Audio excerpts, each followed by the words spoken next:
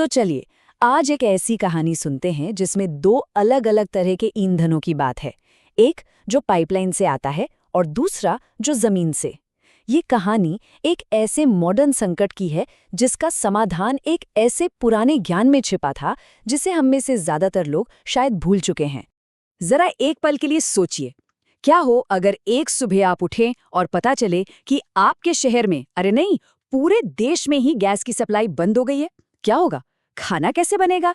बस यही एक सवाल है जहां से हमारी आज की कहानी शुरू होती है।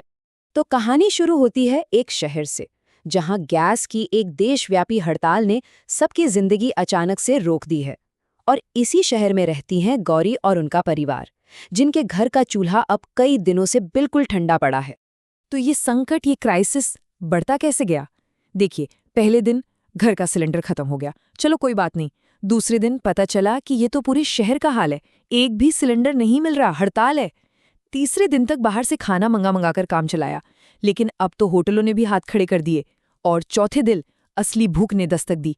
शहर की सारी मॉडर्न सुविधाएं एक पल में बेकार हो गई। अब जब शहर के सारे नए तरीके फेल हो गए तो गौरी को गांव की एक पुरानी याद आई।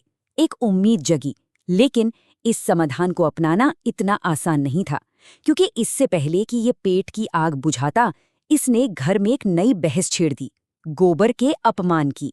गौरी को याद आया अपने गांव का वो दृश्य, कैसे वहां औरतें गोबर से उपले बनाती थीं और जब कुछ नहीं होता था तो उसी से चूल्हा जलाकर पूरे परिवार का पेट भरती थी। उसी पुराने ज्ञान को गौरी ने अपने इस नए शहरी घर में आजमाने का सोचा।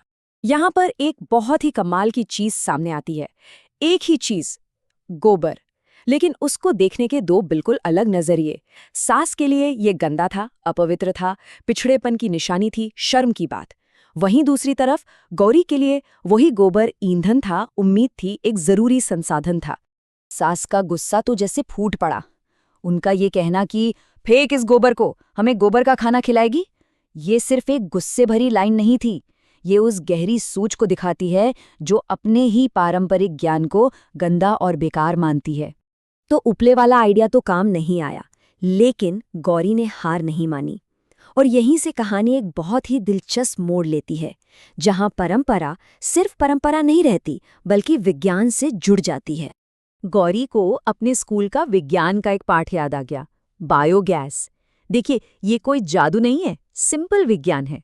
जब गोबर जैसी चीज को बिना हवा के सड़ने दिया जाता है तो उसके अंदर के बैक्टीरिया उसे एक गैस में बदल देते हैं, मीथेन गैस। हाँ, वही गैस जो हमारे एलपीजी सिलेंडरों में भी होती है।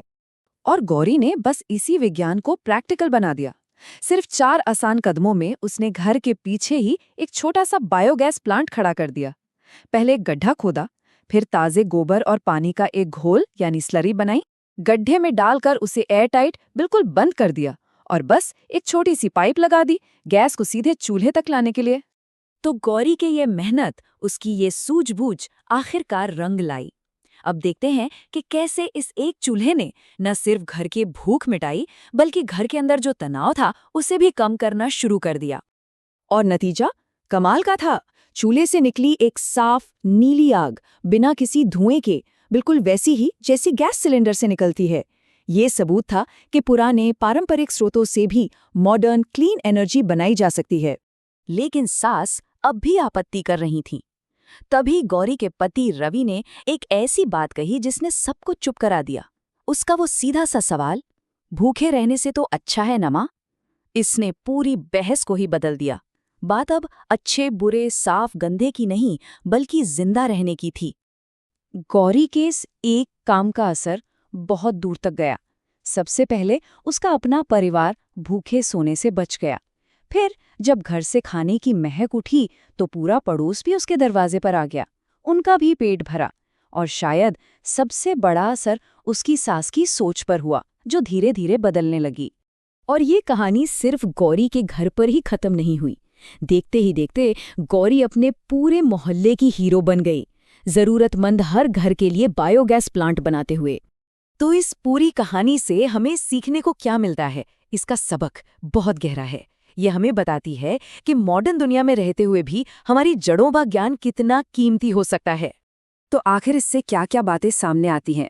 पहली, कि अपनी जड़ों को, अपने पुराने ज्ञान को कभी नहीं भूलना चाहिए।